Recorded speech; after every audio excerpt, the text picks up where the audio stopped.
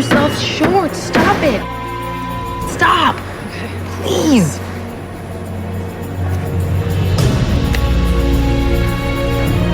Every second, your destiny is just waiting for you.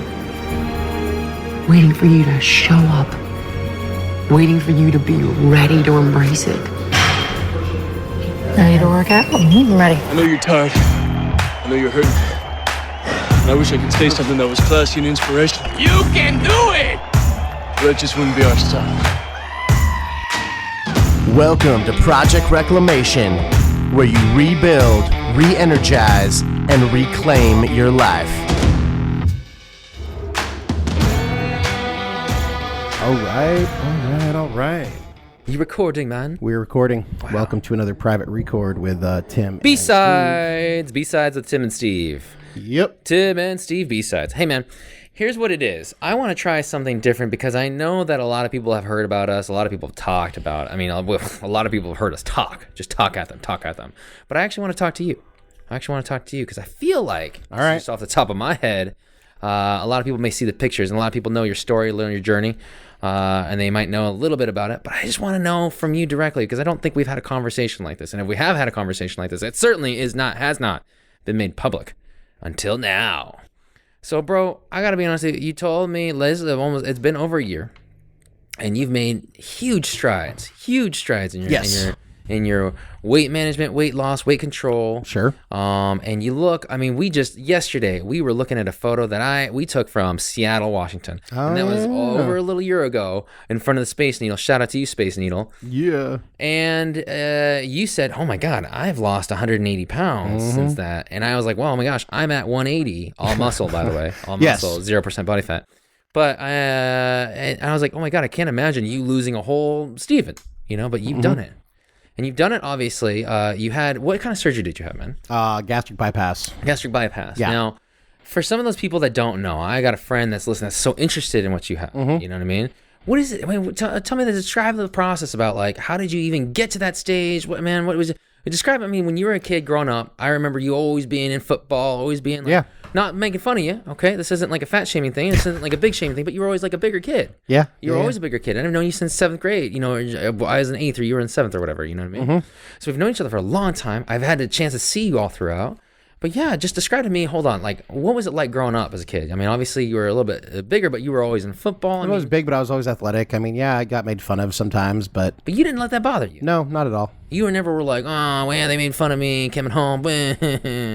You were never like that? You were never bullied? I guess, were you bullied? Probably a little bit here and there, but I think it's just natural for kids. I think everybody gets bullied. True everybody probably bullies a little bit. Yeah, but I will tell you this, though. Your mentality was always kind of strong. Not everyone's mentality. Yeah. It was as strong as yours. Let's be real with each other.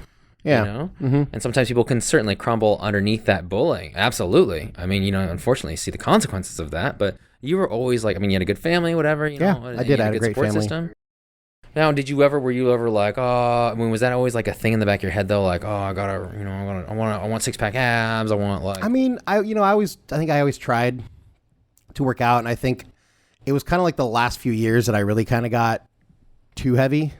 Like, how old were you in the last few Probably years? like after college, and I think it was like, then work, and especially like the last job I had for like 8 years. I think I was just working. And I was probably, I was a negative person. I think I got dragged down. There was probably a lot of elements of like self-loathing there. And sure, but that could have been a summative kind of event. I'm sure it was, yeah. Everything's piling up. I think the thing is, I was 35 years old. I was like 475 pounds. That's a lot of weight, man, to but, carry. I carried it pretty well. And by all accounts and tests, I was healthy. And I knew that was because I was athletic my whole life and stuff, but I also knew that wasn't going to last. Like, as in the weight gain wasn't going to last, or your body wasn't going to last? My staying healthy at that weight was not going to last. Were you ever like worried about like a heart attack? Yeah, for sure. Because I know that like some of the people that are listening right now, they're like, oh my God, 475. There's times I thought I was having a heart attack. Really? Yeah. Like when was describe to me what you might have been doing that you thought you were having a heart attack? Because I don't think anyone Nothing. I think most of the people that, and I'm just I'm throwing this out there, but if you are this way, or if you have been through this, or if you're going through this right now, I want to let you know that there's somebody on this side of the mic. That can identify. So what you start to, I don't know, when you get older, like you start to feel like weird things in your body. You start to feel old. Yeah. I start to feel that way too. Yeah. So I think it was just a little bit of that, and sometimes I felt like my heart would kind of like, and I think I was more hypersensitive to it at the time. So I don't know that it was anything. Maybe it might have just been something in my head. I don't know. But I think I started to become more self-conscious about how quickly that could all go south at that weight.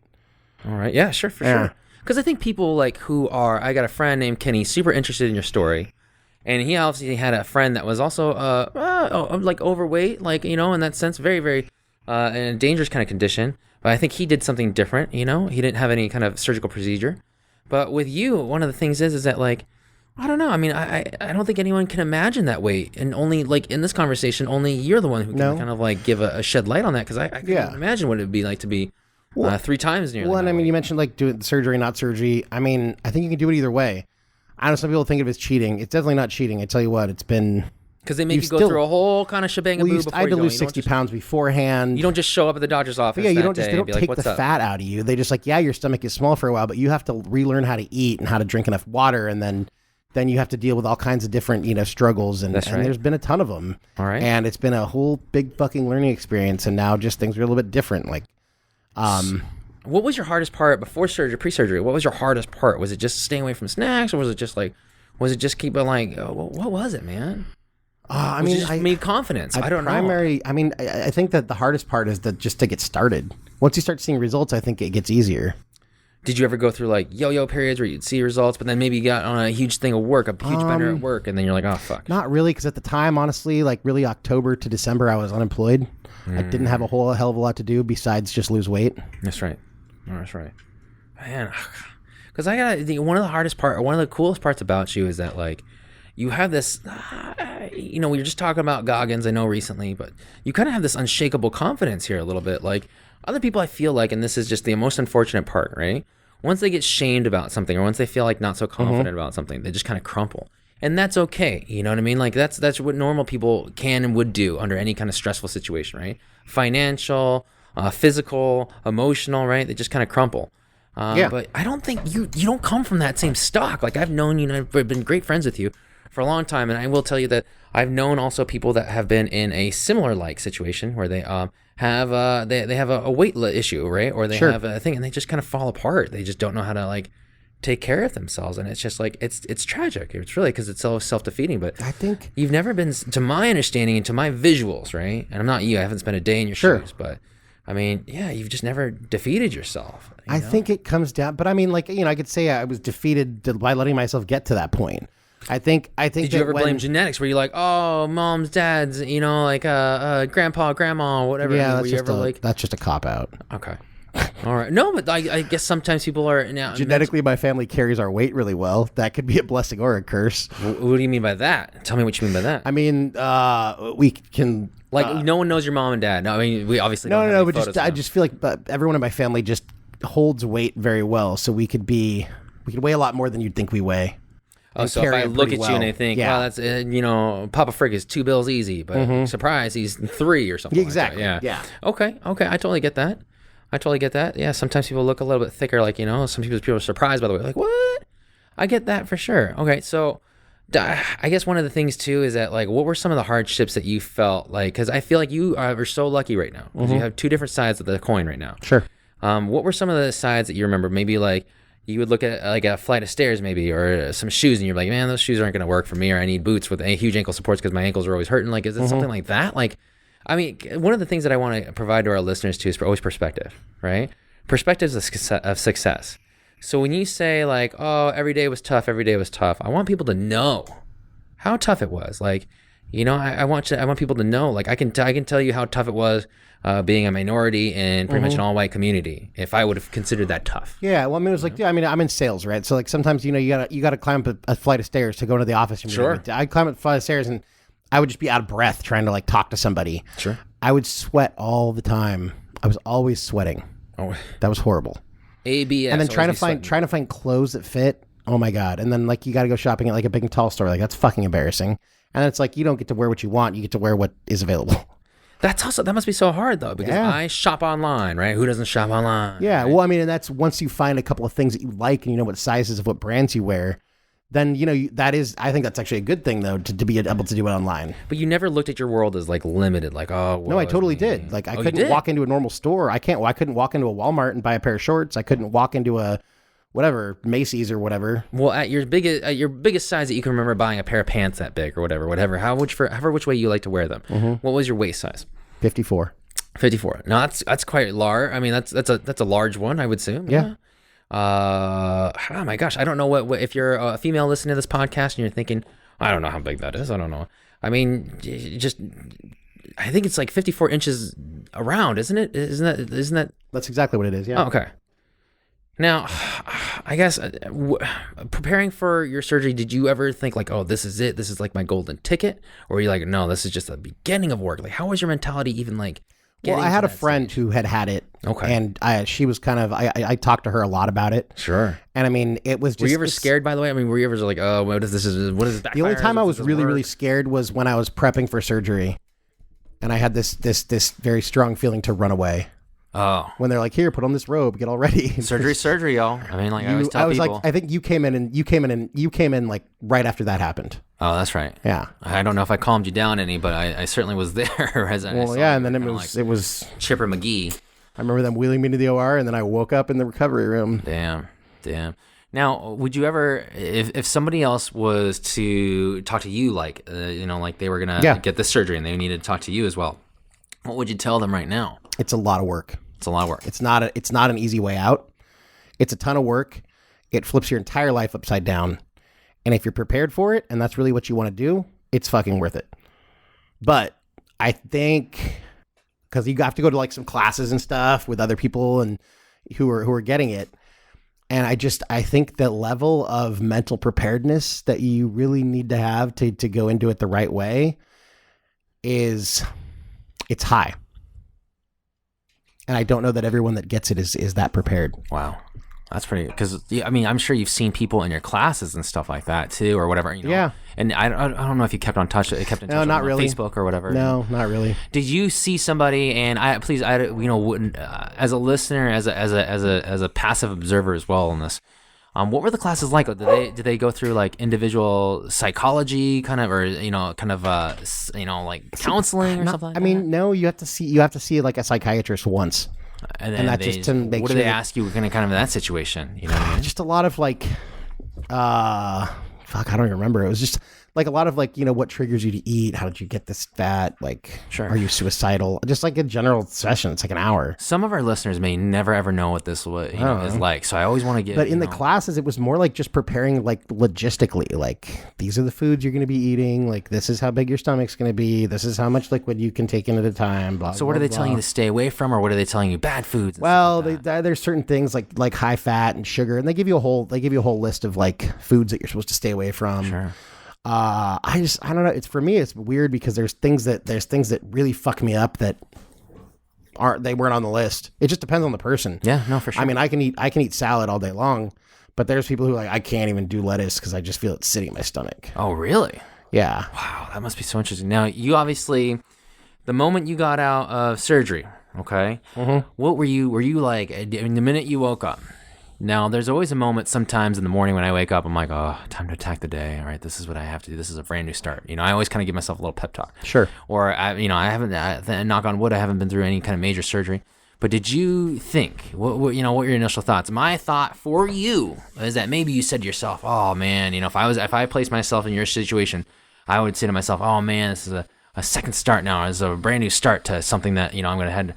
But that's obviously me. That's obviously me transposing my feelings onto you. What did you say? Were you just like, oh, fuck, that hurt? Or maybe like, oh, crap. Well, I mean, I was kind of fucked up and I was in a lot of pain at that, for the rest of the next 24 hours until I got home or whatever. No, for sure. Now, tell these people, now, obviously, I do remember a little bit. It's been a little bit over a year, but tell these people kind of pain. I mean, it was just it was, it felt like you're bloated. It was because they fill up your abdominal cavity. Yeah, with carbon dioxide. Okay. And so it's painful as hell. And they inflate you like a balloon. Yeah, because they're going in there laparoscopically. So they're sticking a bunch of little cameras and tools and stuff inside 5 little incisions, little 1 inch long incisions.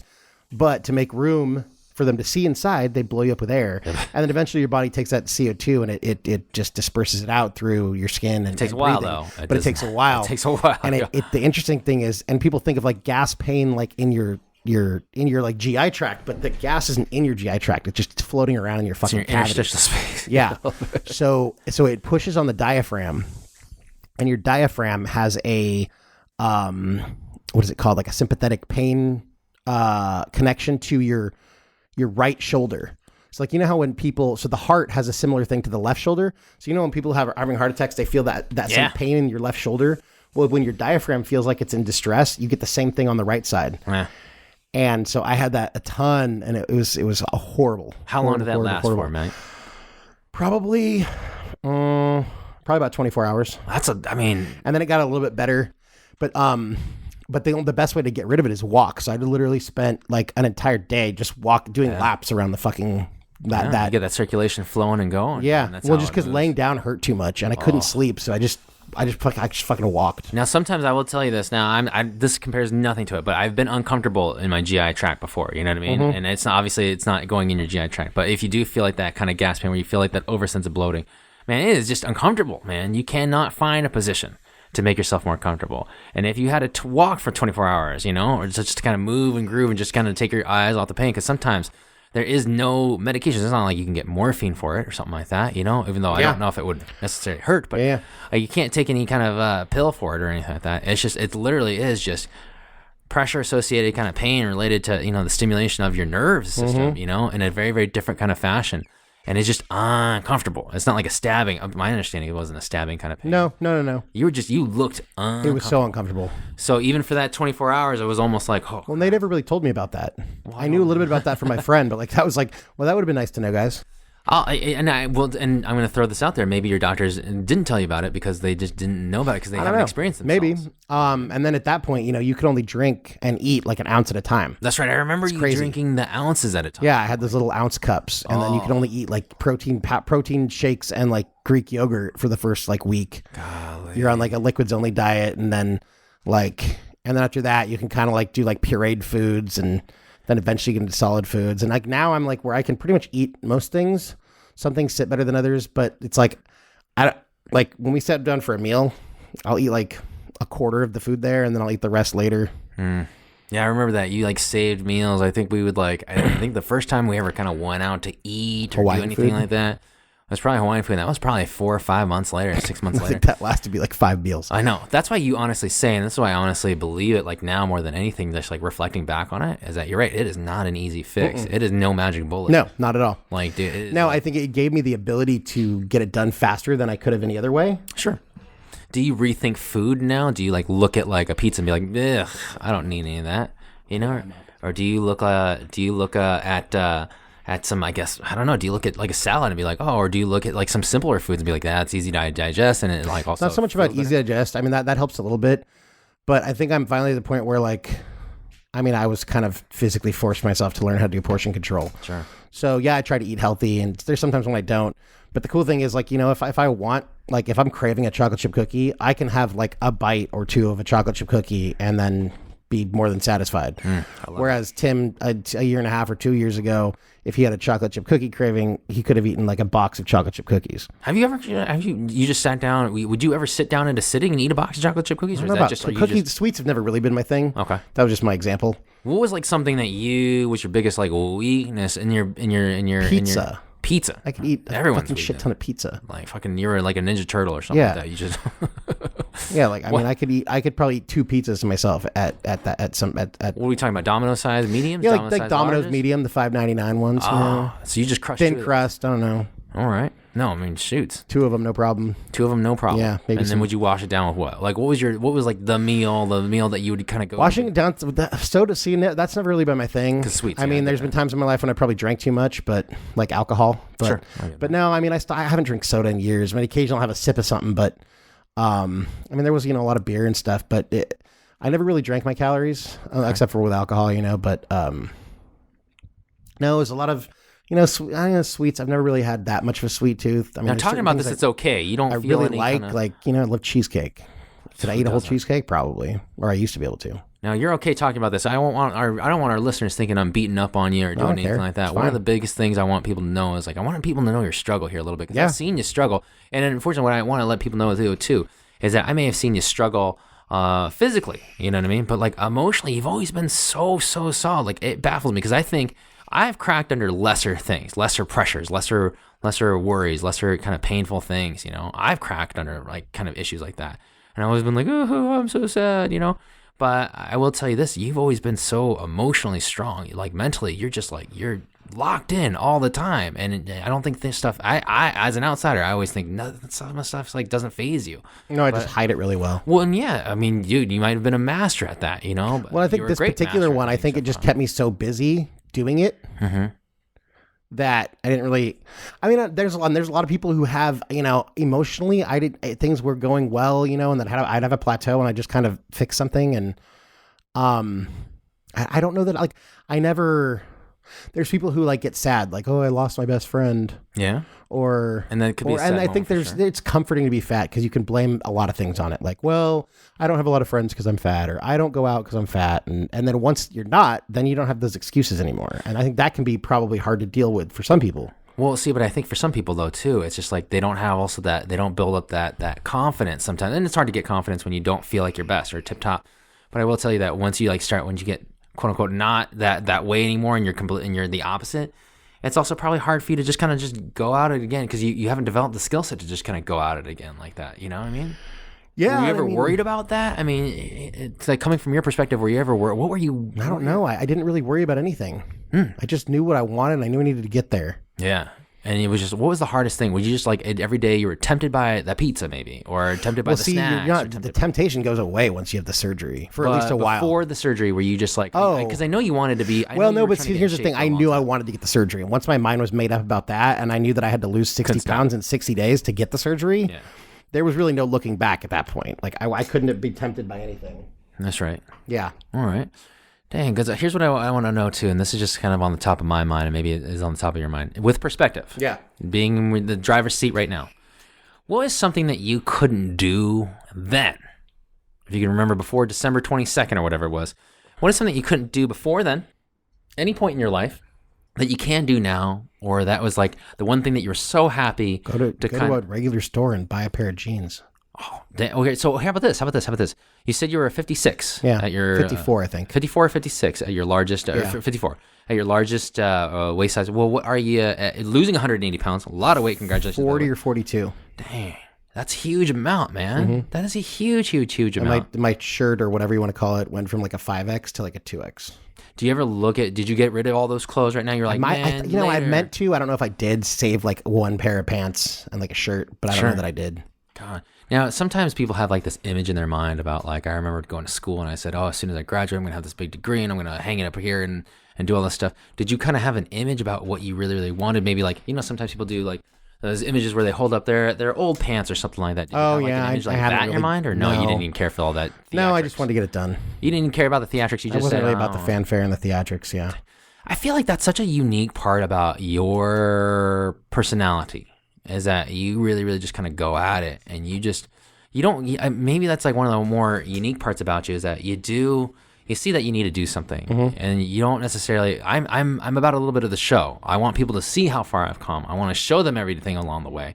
I want to display it along the way. I think you just want to, grind. I didn't really want to, I just wanted to grind. I didn't really want to do any of that. It was you who kind of got me to do it. And the reason that I started doing more of it was because I saw people's response to it. That's right. And how I never did this to be motivational or inspirational to anybody. All right. I was just doing it for myself. All right. But maybe, I don't know, unintended consequence, if my story can be motivational or inspirational to get other people to do something, and it doesn't have to be weight loss. It could be something else that you want to change in your life. If, basically, if I can do it, you can do it. Like, isn't that one of the funnier things that like people say is like, oh, because you don't devalue yourself at all, but you're like saying like, you know your weaknesses, and you're like, dude, if I can do it, trust me, anybody in the whole world can do it. One of the things I want to like say is that, I mean, you really, really have had like a kind of a large arc here in the last 365 days. Some people will never experience an arc like this. And one of the things that was always concerning is that like, oh, I mean, can you appreciate it? You know what I mean? Could you appreciate like what you're going through or what you're experiencing, And I really, really do think that you do appreciate it. I think I do. Some days I think more than others. Well, for sure, because I don't think you're actively always just like, you're in the moment. Yeah. In whatever moment you're in. So it's just like, yeah. Yeah. Now, I guess I mean, there's so many other questions I want to ask here a little bit, because I feel like it's about perspective here. And one of the best parts about this is that you do have that perspective. What would you kind of, what Would you look at this procedure and say, as uncomfortable as it's been, or as amazing as it's been? I mean, if you could have changed it either which way, like let's say you could have done it without it, maybe, or just grind it. I mean, would you have just been like? For me, it was just a time thing. So tell me on that. I was already 35, and my body. And you've been trying. How long? My health was still. I've lost weight before. I mean, I lost 150 pounds, like 12 years ago. Yeah. Then I gained it all back. How did you gain it all? How did you get? Slowly, without paying people attention. to know. I got about cocky and started drinking again, whatever, eating here and there, and then 25, 30, and then it's kind of like the whole. People don't want to go to the doctor because they don't want to find out what's wrong. It's like I didn't want to weigh myself because I didn't know how much I'd gained back, and then before you know it, you're. But didn't you ever just see it in the mirror, so to speak? Like, weren't you ever like, oh my god, like I'm whatever gains I have are going away, or did you never like kind of like looked at it like that? I don't know. No. Okay. And I think I was just young, and I was Sure. it wasn't. It was just kind of an accomplishment at the time, I think, more so than like a lifestyle change. Everyone can do a lot of stuff in their 20s. Exactly. They cannot do in their 30s. I So, promise you. So yeah, I don't know. This time was just different, and it was more of I approached it like a lifestyle change, but I wanted to get there as quickly as possible because I knew that staying as fat as I was for much longer, like my life would be severely cut short. But then also B, I just knew that I wanted to be able to enjoy being at this weight, Sure, quicker rather than later. But I mean, it's just it's a tool. It's one tool you can use for weight loss, and it's certainly not easy. It's an emotional roller coaster. It comes with a hell of a lot of pitfalls and pains and whatnot. But I guess maybe without realizing it, I had a little Goggins in me because when he's out there pissing blood and shit, you didn't give up. There's been times when the pain is kind of nice because it reminds you. It's a little reminder of your accomplishment, but also that. If it were easy, everyone would do it. Yeah. If it were easy, everyone would do it. One of the things I want to kind of come across here is that one of the things I champion you a lot, and this is the original purposes I wanted to start, or at least work on this podcast with you, is that you are such a compelling individual. You are such a compelling story, and I don't necessarily know if you will ever give yourself that credit because you live your life like whatever. You know your ups and downs. You're like whatever, it is what it is. Yeah. But for people, I wanted to know, because I've seen you go through these pitfalls, right? Mm-hmm. Prior to a year ago, and you never kind of gave up, but maybe you had fallen off the wagon, and sometimes people fall off the wagon so much, yeah. And maybe they do find like smaller things. Like I remember there were some things that would get me, and it wasn't like these big things. I'm trying to remember. It was like either training or whatnot. It would just be too cold one day, and I'm like, man, I don't want to go out or something like that. There was just simple things that would get me. It wasn't like, oh, my knee hurting. I would just be like, fuck it, I'm just going to take a Tylenol and go. Or I was like, oh, my back hurts, so I'll just take a Tylenol and go. It wasn't like that. And for you, I'm wondering what these little, like maybe you experience little pitfalls along the way. Maybe you experience these little like speed bumps that really just kind of, for lack of better words, derailed you. But it wasn't necessarily like the bigger stuff. Like it wasn't like, I mean, conceptually, I think to myself, like, I wonder, well, here, I want to give you a chance to answer. Like, if you can recall back, I can't think of like any like pitfalls per se, but I know I've had them, and I've had setbacks, and I've had a bunch of failures. Honestly, there is something about a grand gesture or something like, hey, Tim, you got fucking surgery. So that's kind of like, it's a nice little reminder of like, you did this huge thing, and you're going to stop now. You're going to fuck up now. Like, you're kind of pot committed at that point. Sure. You can kind of remind yourself of that. But now but dude, every day's a struggle. You just got to make it through day by day. That's right. And every failure is just another chance to get back on the fucking horse again. And I think that I think it's taught, but, well, I don't know. It's taught me so much. And I'm a more positive person. And I've learned, that helping other people through their struggles helps me through mine. I mean, that's part of the whole point of this fucking podcast. That's a reciprocal kind of benefit, I think, you get from absolutely. This podcast. Lee, I just, because I wanted people to kind of not know, or people to kind of experience, but I just wanted people to know, like, that you did have struggles along the way, clearly. Oh, so many struggles. And you know what? If any of you guys have any questions, let me know. Oh, for sure. Because it's just, I'm happy to. It's such a compelling, it's such a dynamic story, because it wasn't just like you had just come to this decision. Like, I feel like, I remember, this is the unfortunate part, because I remember you telling me about this, your desire to get this gastric bypass, and I was like, oh, okay. And I remembered seeing, this is just the worst example, but I remember YouTubing MTV True Life or something like that, where it was like, and it was just this one kid, I'm not naming anybody's name, and God bless him, I hope he got his life straightened away, but Yeah, he was just like, he's like, I can't stop eating, can't stop eating. He was very, very well aware about it. And I think society or people that are on the outside have this feeling like, oh, well, just stop eating. You know what I mean? Or just stop doing it. It's hard. Yeah, well, why was it so hard? Like, honestly, you lived I it. don't know. I mean, Is it mental? why is it hard for some people to stop doing heroin or stop drinking or True stop that, smoking right? cigarettes? It's like, so food was would you compare I would say it so, to yeah. your addiction? Yeah, absolutely. Okay. It was my addiction. It was my Because you comfort. weren't necessarily, to my understanding, you haven't done heroin, you haven't done your cigarettes, you haven't done your cocaine. I mean, no, I've smoked cigarettes in the past, but no, I mean, food was always my number one addiction. Sure. Yeah, I mean, and then you just kind of it's just a comfort thing. You got to get out of your comfort zone. Sure. It's so hard to do that. Good luck. But I mean, it is what it is. I mean, you have to. It's every day you have the decision whether you want to make something of that day or not. Well, have your thoughts changed on food right now? When you look at food, I mean, food is more fuel. I enjoy some of it. Okay, but you don't go about it the same way. Obviously. No. It kind of lost its luster, which is perfect because that's what I needed. Yeah. I mean, honestly, people who are addicted to drugs or alcohol, they go to a rehab where they are free of their temptations for a certain amount of time in a controlled environment. That's what the surgery was for me. It put me in a place where I didn't have those desires for a certain amount of time, and that gave me a kind of controlled environment per se to reformulate my views on food.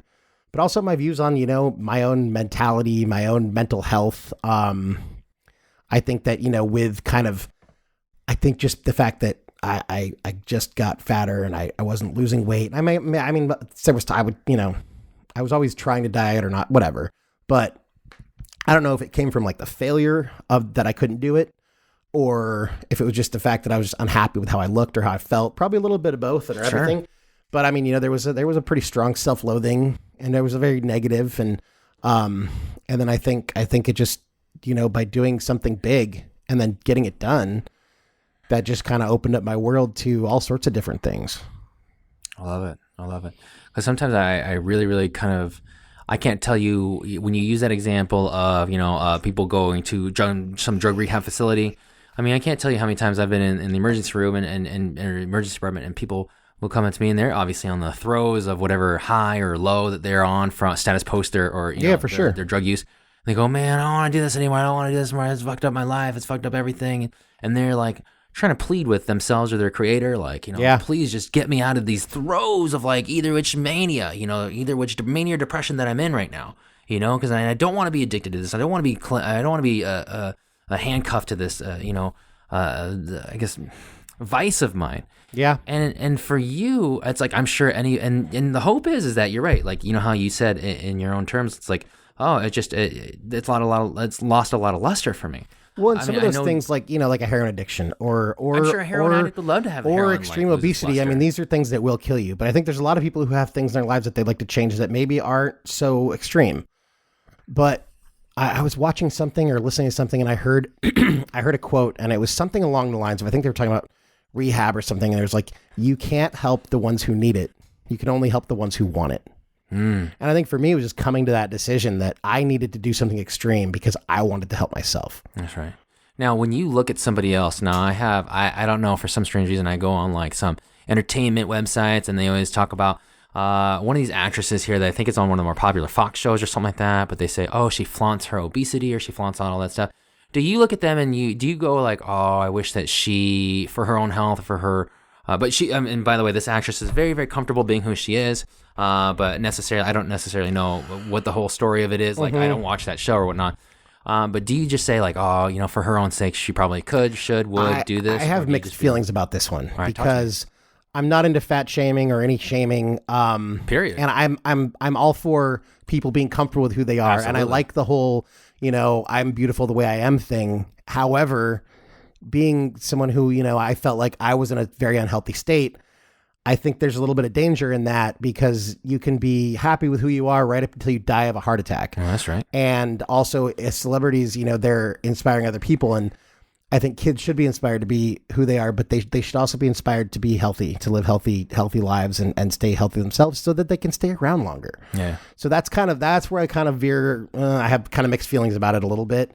I'm for it, but I'm also not for it to the extreme example where you're inspiring people to be unhealthy and die at the age of 50. Yeah, or inspiring or motivating people through shame. That's really, really kind of tough. I think that's such like a negative motivation. Well, that's why I think it's good is, you get there's a lot of probably, younger girls who are maybe a little bigger and if they can have more confidence, because I think you have to have confidence to make these changes, because otherwise you're never going to do it. But it's kind of that line, like, where does confident in who you are sort of trump wanting to actually be healthy or wanting to be. And I think any physical changes, you should make it because you want to, or for a health reason. You should never do these things for other people or to be sexy or. Oh, for sure. I mean, you can if that's going to help you out one way or another. But I have to ask another question that is obviously coming to my mind. When you were maybe you go through an annual physical or something like that, and before surgery, I know you were talking about how you had to see like a therapist or a psychiatrist before, but before like all that, were you not just like, even at 400 plus, were you not like, oh, okay, were your doctors not like, hey, man? Oh, no, my doctors were, my doctor, I had kind of thought about it, and then I got a new PCP, and he's one who primary care provider. Primary care provider. He was the one who actually sent me to this Scripps clinic, where they do everything from weight loss coaching and nutrition stuff to preparing for surgery. And so that's kind of how I started out. And I don't know, once I started talking to, honestly, my friend had a lot to do with it. The one that you were talking to that had the surgery. Okay. Mm-hmm. Golly, because I think to myself, obviously people are going, well, obviously he got that way. Sometimes it's so easy because I do the same thing sometimes too when I see people come in and I go like, either they're in the throes of whatever drug use. I'm like, what happened to the intervention? Why wasn't there no friends or family that kind of stepped in or something like that? But I mean, let's be real. Like, were your friends and family, obviously, I know, they were obviously saying stuff. They were obviously part of your life. Were they not like, hey, man, you should do this as well? Were they not like, hey, man, you should look out for yourself like this too or something? Oh, like I think everybody was supportive of me losing weight. When I first made the decision to get the surgery, I don't think there was one person that was really supportive. Not that they were not supportive. They just didn't understand it. And I think, you were the one who like, look, dude, I support you no matter what, but you see a lot of people going into surgery, and surgery is surgery, and surgery always comes with risk. And you thought that if you can avoid a surgery, you should. Yeah, that's my. And I totally get that. But I think in retrospect, I think I made the right decision. All right. So it worked for me, and I'm not. I'm if someone was going to ask me, I'd have a lot of questions for them, and if it was right for them, I'd support it, and if it wasn't, then I would try to give them another path. Sure. Arguably, this is probably one of the bigger challenges that you faced in your life, to my understanding, to my visuals, on the optics of it. Maybe it might not be, but that's me transposing my feelings onto you. But if someone was kind of having their own little background challenge, maybe that they've been wrestling for most of their lives, if not their whole lives. Okay. And you wanted to offer one thing to kind of just say to them on like as a kind of closing statement here. What would you want to tell them if you could kind of even summate your experience into like maybe even like a positive motivational quote we could even kind of use for you? What would you think about? What would you think about telling them? What would you think about kind of strumming together here? Think about where you want to be. Think about how you're going to feel at that place. For me, it was, thinner, whatever. How is that going to be? How is that going to change your life? How worth it is it to make those changes now? I love that, man. What's more important, comfort or happiness? I love that, dude. You're right. Because comfort is shoving another piece of chocolate cake in your mouth. Happiness is not doing that and going for a run. Possibly. And then being able to have a bite of chocolate cake at, your new goal weight and your new sweet pants that you bought at a normal store. So that's pretty much it. Love that. Thanks, man, for listening, dude. Yeah. Tim, thanks for letting me spotlight you, Tim. Honestly. No problem, man. I like it. It's huge, man. It's huge. And hey, if this helps anybody, if this helps one person, then if you're listening, you just found some interest in it, and man, you're like, oh, dude, that's awesome. Yeah, I get some perspective. Send us if you have any questions. Let me know. I'm happy to. I'm an open book about all this. So send us an email, projectxreclamation@gmail.com. Yeah, and I'm such a champion for you, dude, because I know that you're still staying at it, and that's the most important part is that you just kind of keep going at it, man. Keep chiseling away. Mm-hmm. I love it. Thanks, y'all, for listening. Thanks, buddy. All right, love y'all. Bye.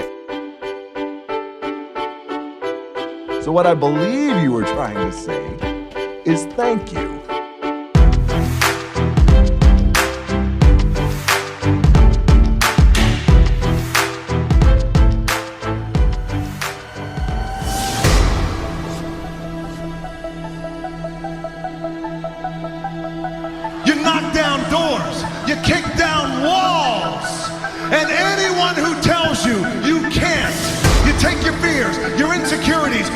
worries. You roll them all up into a ball, you turn those some bitches sideways and stick them straight up, then candy ass! Come on! Do another one for Dre! Man, Dre! Come on! Do it for the Q!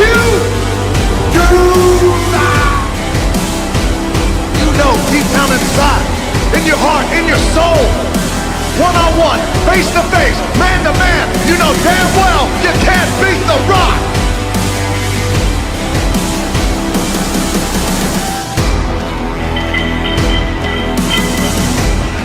Podcast!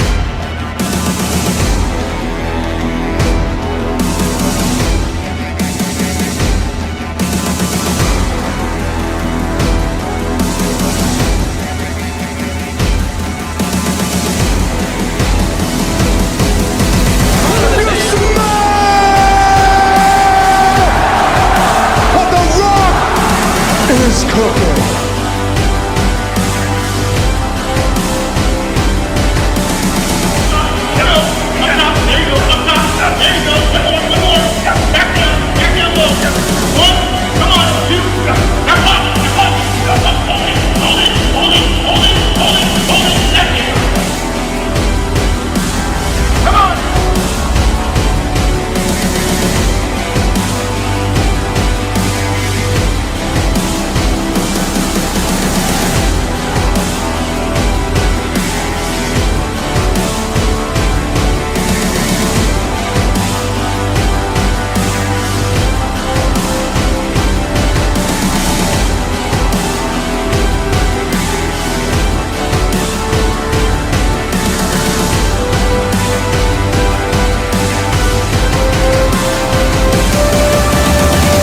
Work so hard. Hard work pays.